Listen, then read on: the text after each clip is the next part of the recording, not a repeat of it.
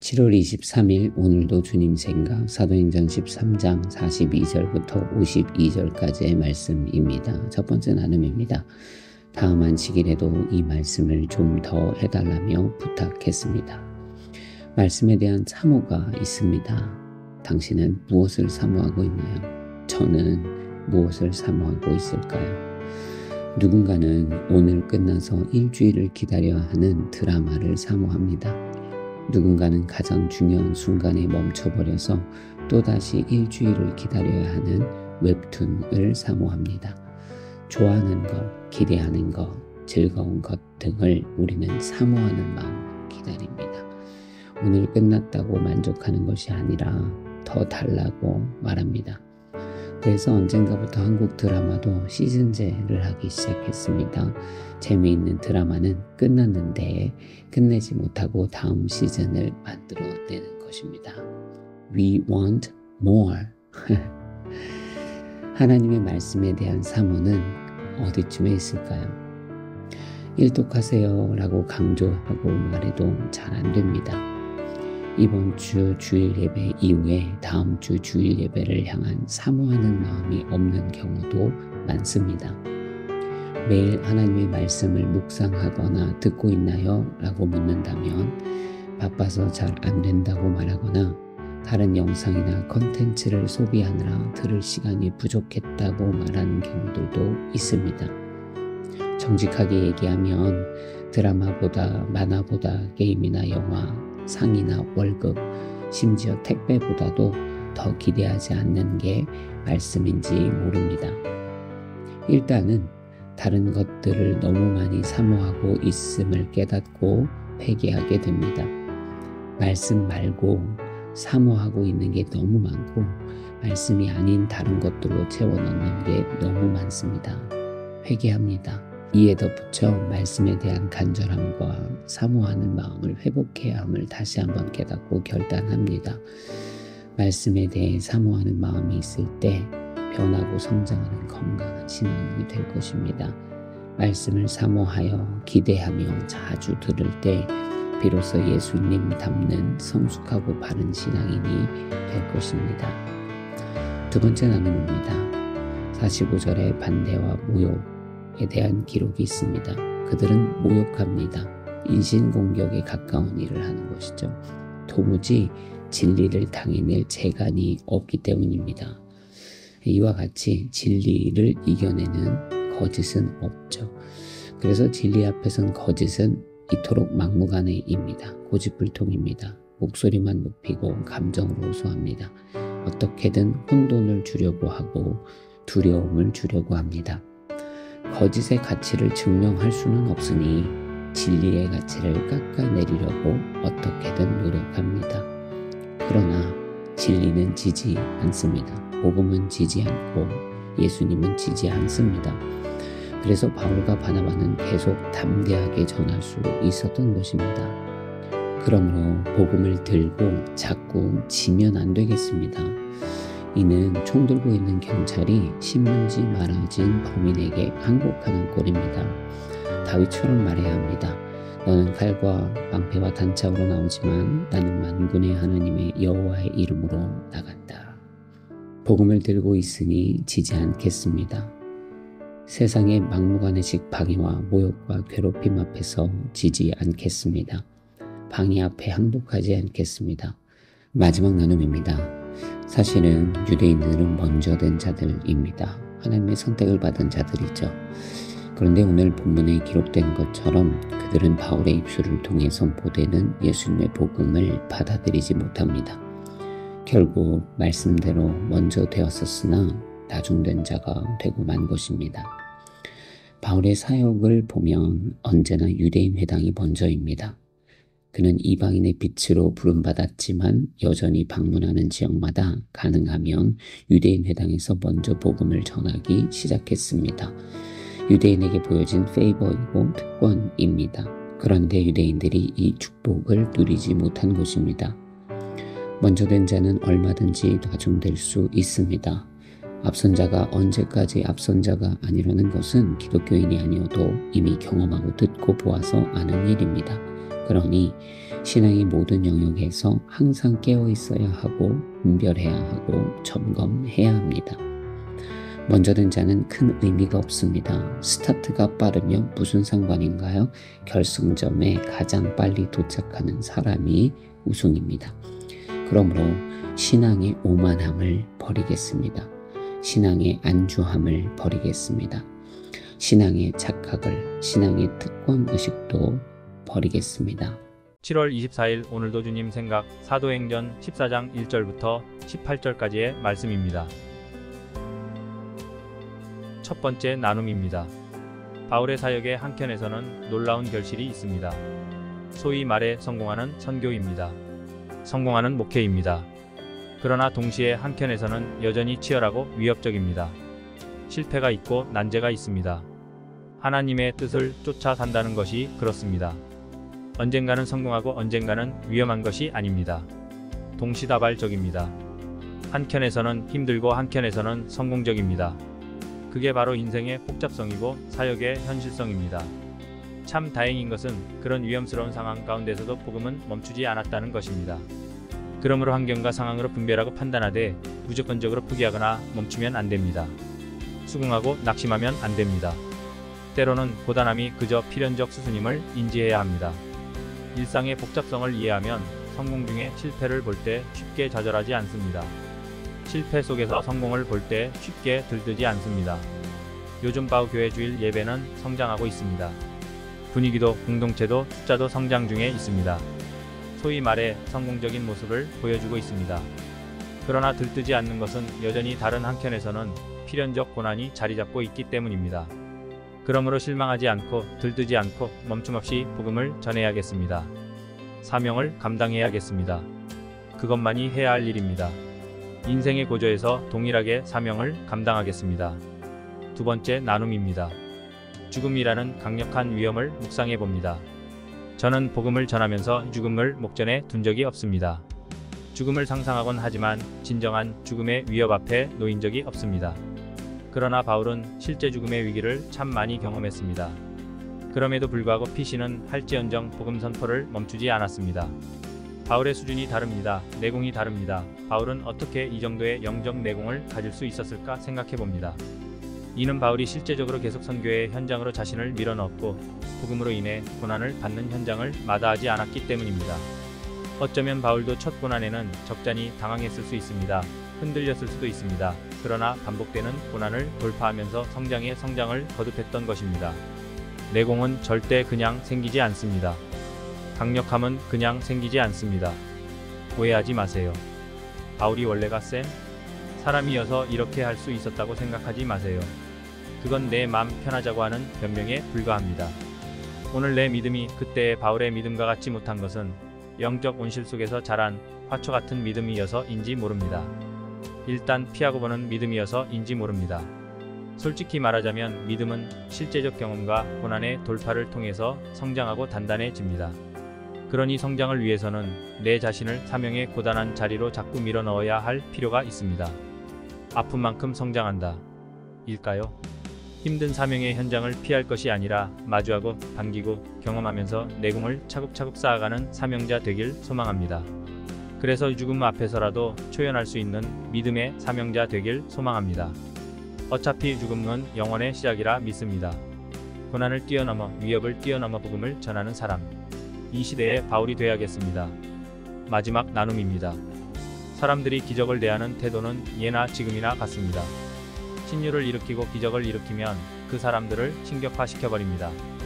그러나 기적의 주체는 언제나 하나님입니다. 바울은 이 부분을 명확하게 합니다. 사람들이여 왜 이런 행동을 합니까? 우리도 여러분과 똑같은 사람입니다. 그 누구도 하나님을 대신할 수 없습니다. 우리는 사람을 숭배할 수 없습니다. 숭배되어지는 사람은 모두 이단입니다. 죄를 짓는 사람들입니다. 기적은 하나님께 돌아오게 하는 통로 그 이상도 이하도 아닙니다. 능력 자체에 현혹되지 않아야겠습니다. 능력을 일으키는 사람에게 현혹되지 말아야겠습니다.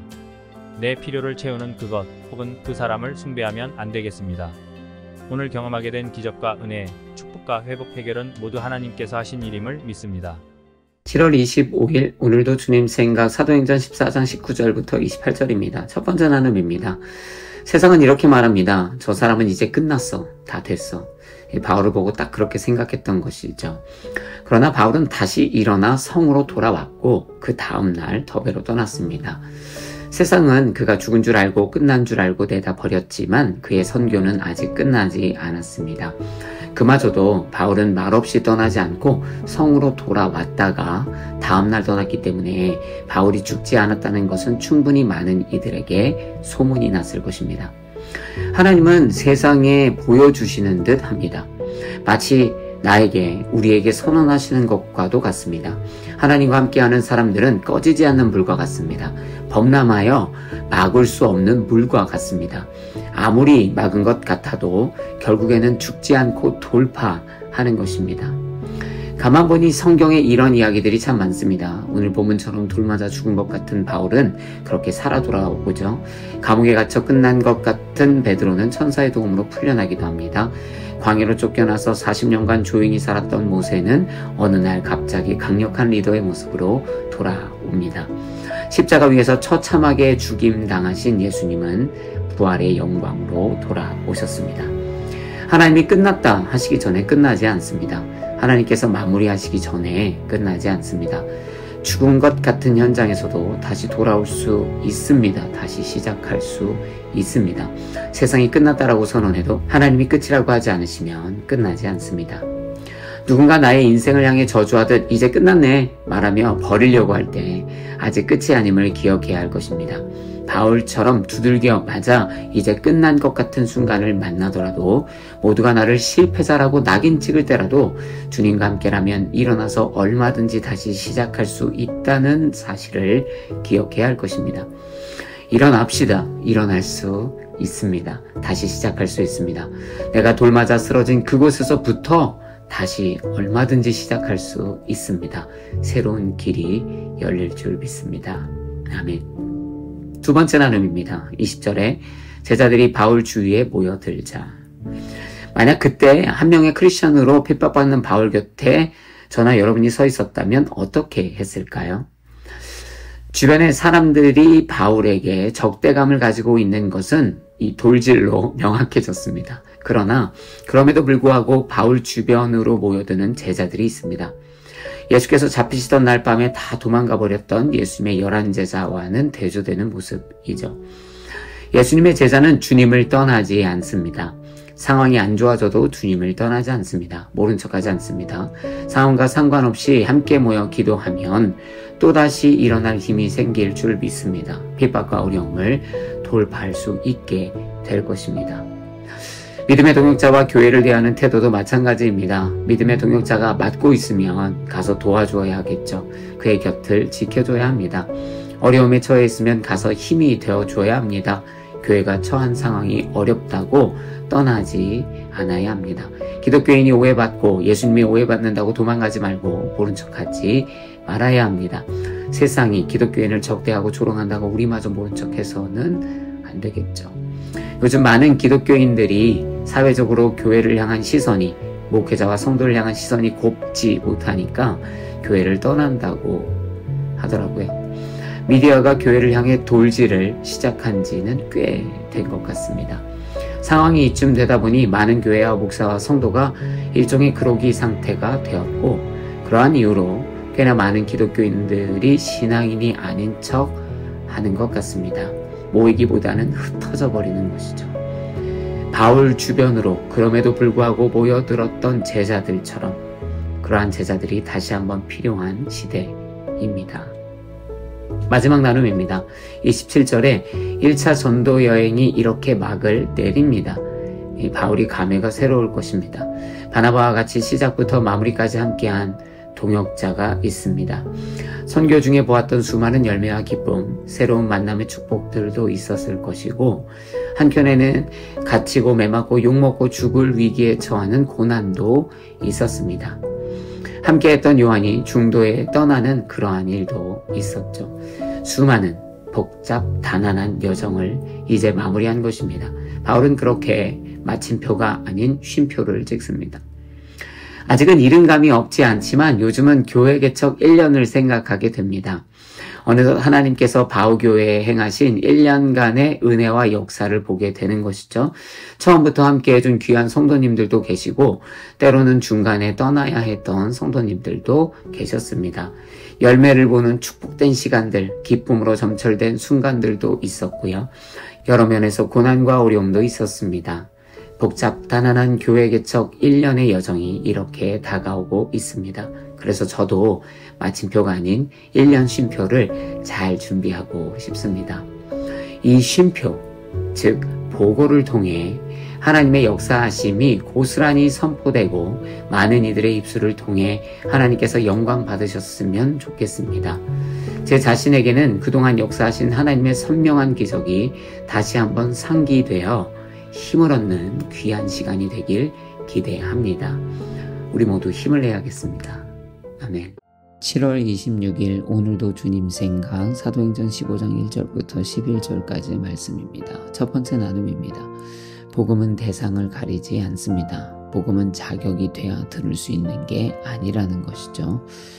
예수님은 때로는 부자를 경계하셨고 바리새인도 경계하셨고 죄인도 경계하셨고 이방인도 경계하셨습니다. 그러나 결과적으로 놓고 보면 예수님은 공생의 기간 동안에 경계했던 모든 자들에게 결국 이모 저모 다른 모양으로 구원의 은혜를 베푸셨습니다. 복음은 이와 같이 대상을 구분하지 않습니다. 오늘날 우리의 전도는 복음 대상의 자격을 논할 때가 있습니다. 저 사람은 지은 죄가 너무 악독해서 복음을 들을 자격이 없어, 용서받을 자격이 없어. 그러나 복음은 자격을 따져 전하는 게 아니라 사랑으로 전하는 것입니다. 초대교회 당시 이방인 전도가 얼마나 파격적이고 논란적인 전도인지는 두말할 필요가 없는 일입니다. 그럼에도 불구하고 반드시 뛰어넘어야 하는 일이죠. 하나님의 복음은 의심의 여지 없이 모든 일을 위해 주어진 것입니다. 모두에게 전해야 합니다. 두 번째 나눔입니다. 2절과 6절을 통해 당시 이방인 전도라는 이 사안이 얼마나 중요하게 다뤄지고 있었는지를 보게 됩니다.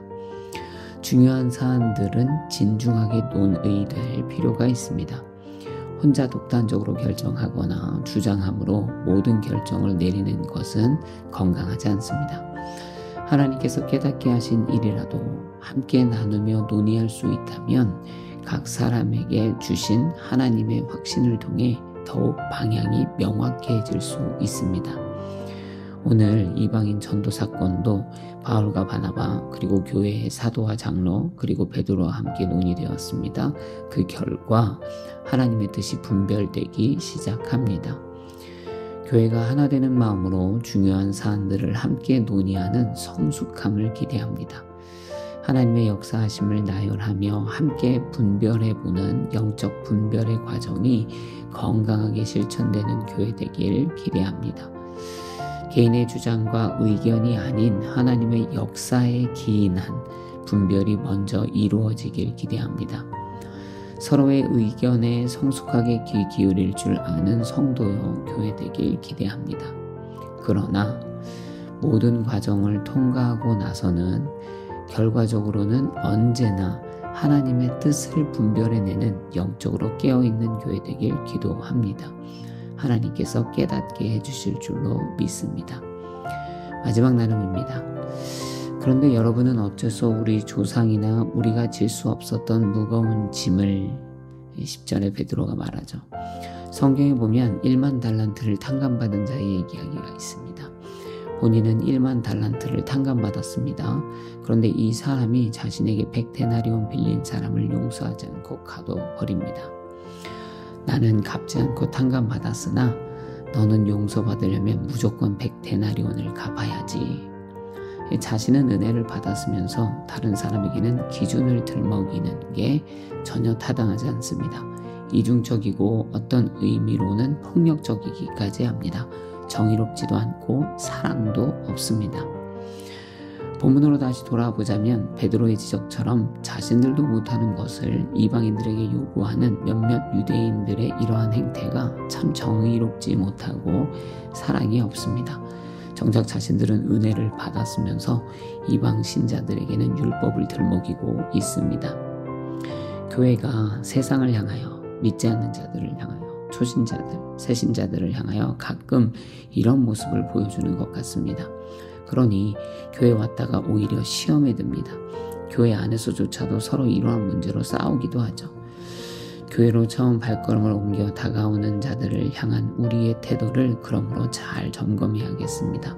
정죄와 판단, 이중잣대, 텃세 등을 다 멈춰야겠습니다. 예수님께 받은 은혜를 꼭 기억하며 갚아줄 줄 아는 자가 되야겠습니다. 아멘. 7월 27일 오늘도 주님 생각 사도행전 15장 12절부터 29절의 말씀입니다. 첫 번째 나눔입니다.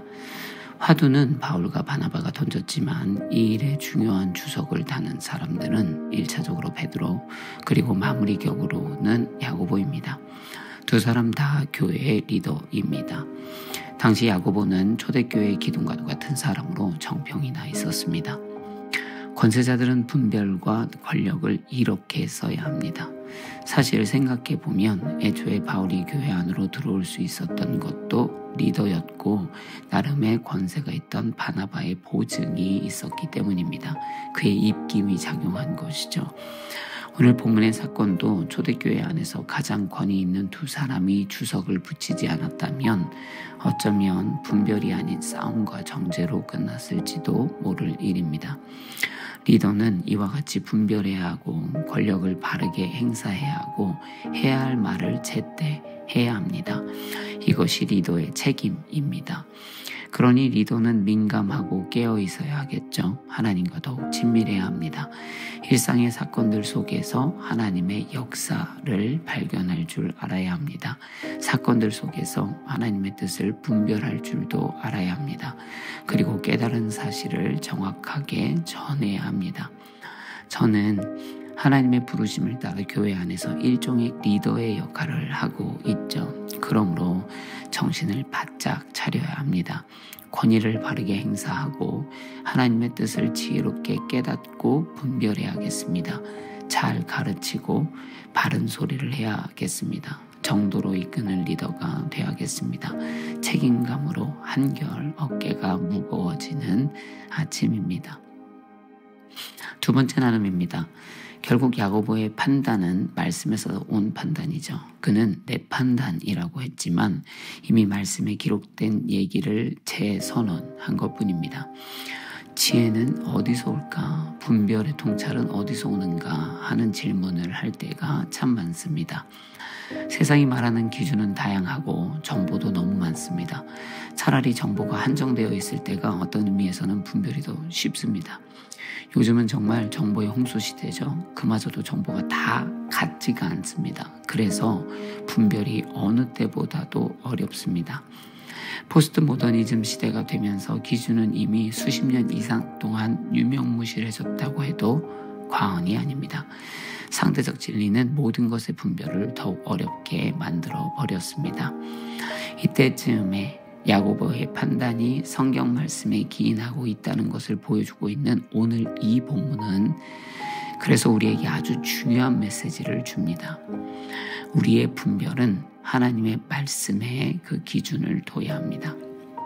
분별의 기준은 말씀입니다. 하나님의 기준입니다. 말씀이 없이 함부로 판단할 수 없고 하나님의 뜻을 알지 못하고 함부로 판단할 수 없습니다. 앞으로 개인이든 교회든 내려야 할 판단이 수도 없이 많습니다.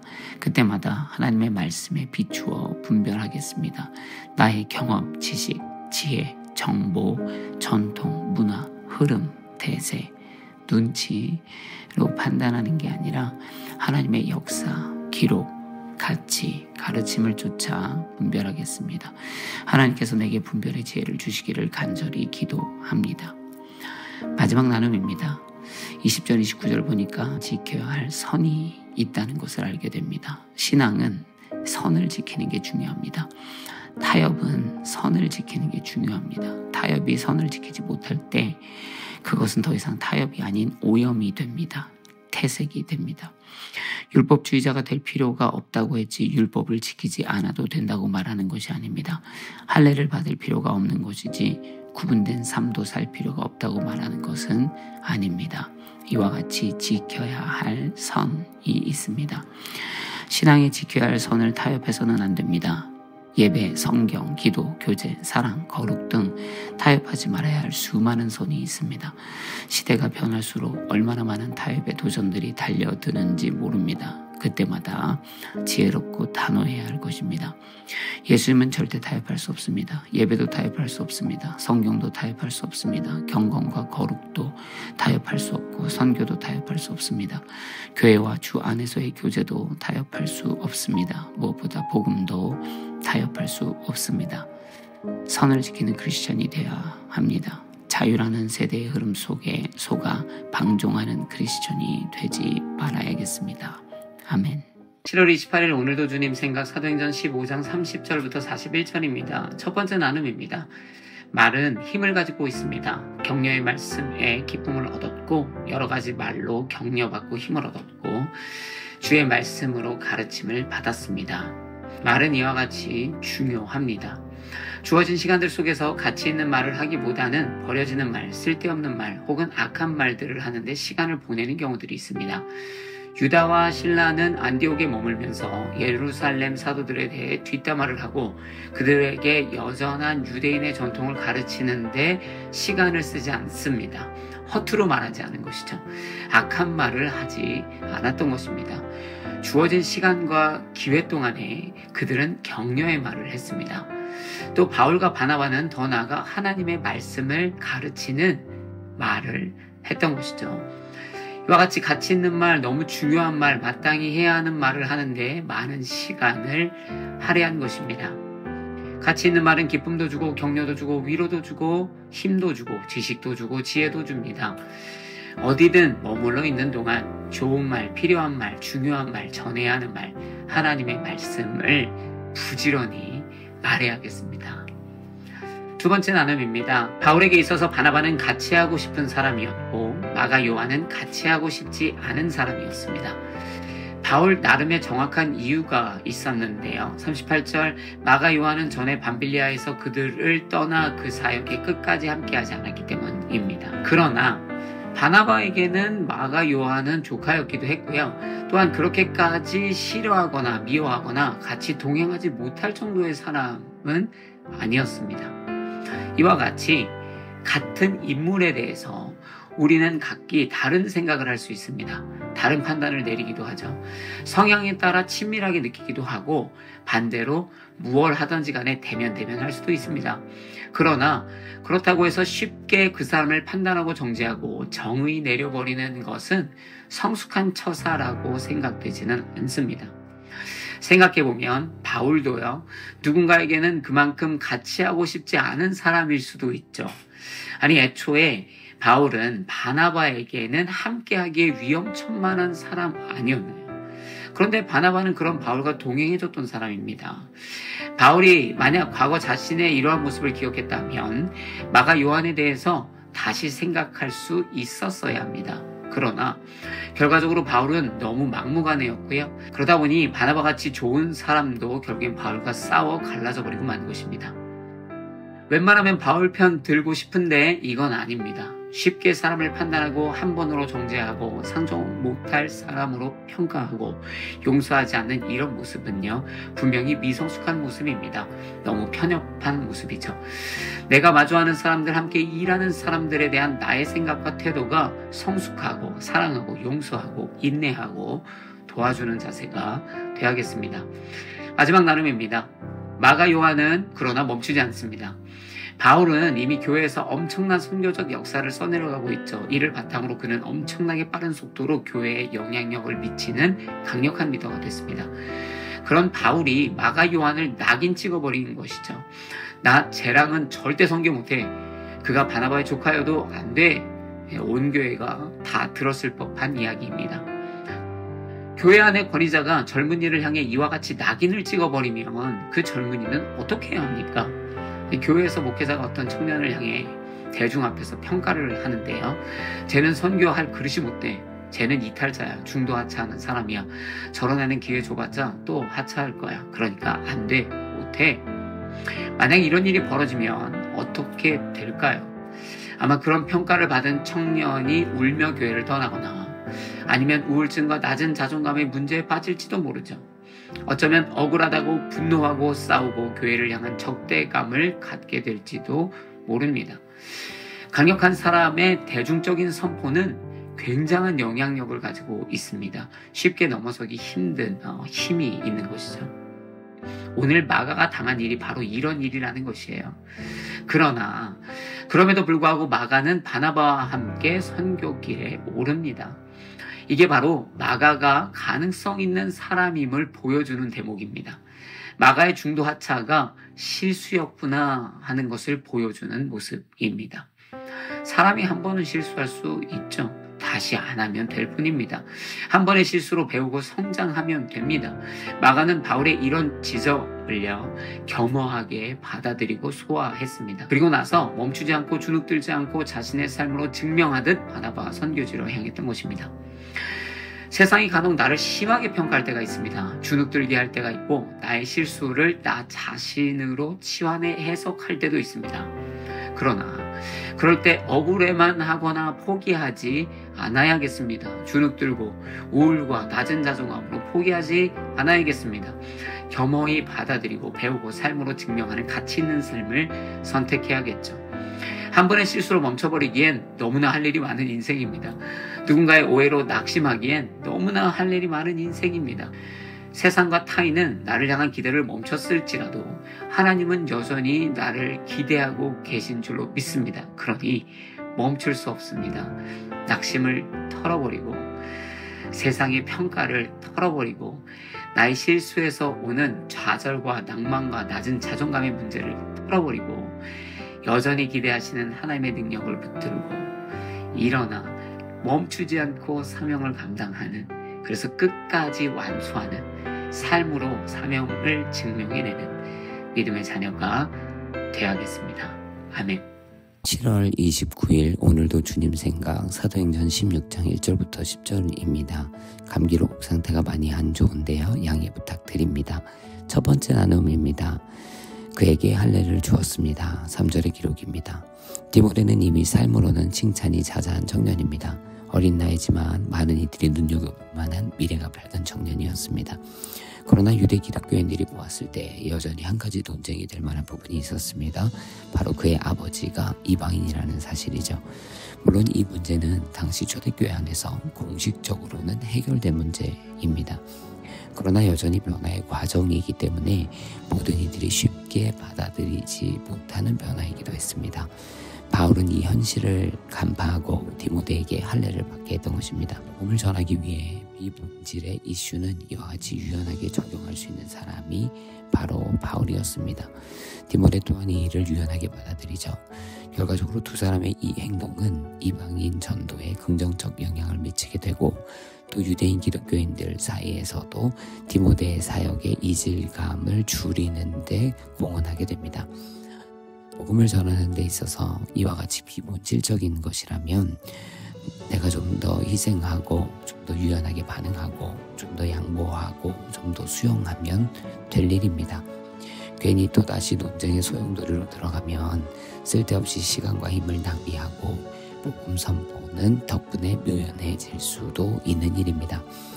복음 선포를 위하여 변화무쌍하게 옷을 갈아입을 줄 아는 그러한 복음의 기술자가 되어야겠습니다. 본질은 지키되 비본질은 도구로 사용할 줄 아는 선교의 지혜가 필요하겠습니다. 두 번째 나눔입니다.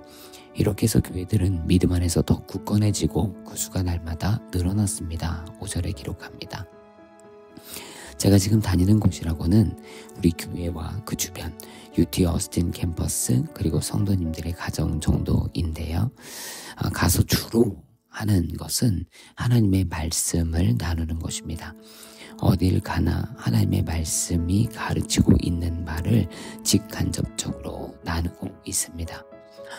오늘 말씀을 읽으며 기도하게 되는데요.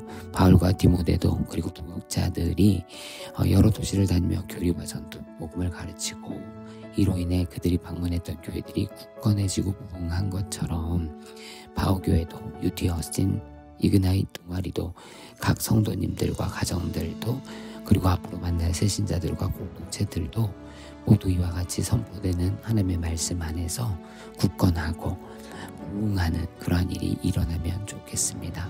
진정으로 간절히 부흥을 보고 싶습니다. 가는 곳곳마다 말씀으로 인한 부흥을 보고 싶습니다. 세 번째 나눔입니다.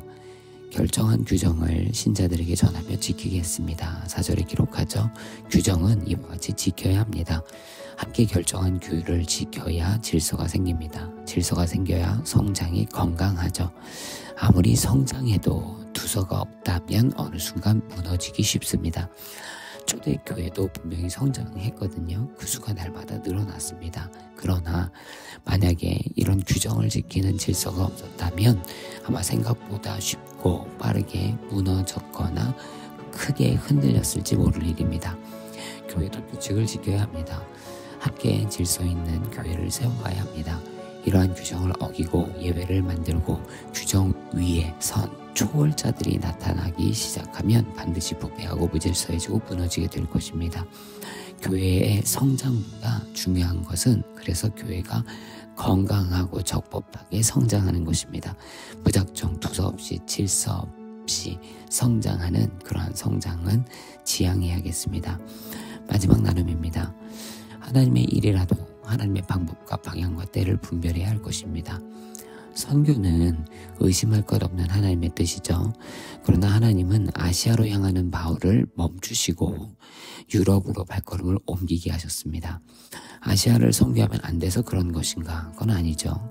나중에 아시아도 전도하게 됩니다. 그러나 그때 하나님은 바울이 아시아가 아닌 유럽으로 선교하러 움직이길 원하셨던 것이죠. 간혹 이런 일이 있습니다. 좋은 일이라고 하면 덮고 그냥 하려는 것입니다. 방법이나 때를 따지지 않고 좋은 일이니까 당연히 좋아하겠지 하고 별다른 생각 없이 진행하려고 하는 것입니다. 그러나 좋은 일도 더 올바른 때와 방법이 있기 마련입니다. 맞는 일도 맞는 때에 맞는 방법으로 해야 더 좋은 것이죠. 하나님의 일을 이렇게 해야 합니다. 아무리 하나님의 일이라도 하나님의 때에 하나님의 방법으로 하는 게 가장 좋습니다. 보세요. 지금 교회 개척 너무나 좋은 일이지 않습니까? 그러나 이 좋은 일조차도 아무 때나 아무 곳에서나 할 일은 아닌 것이죠. 하나님의 일을 하나님의 때에 방법에 맞게 주님의 인도하심을 쫓아 앞서지도 미루지도 않으며 순종하는 자가 되어야겠습니다. 아멘.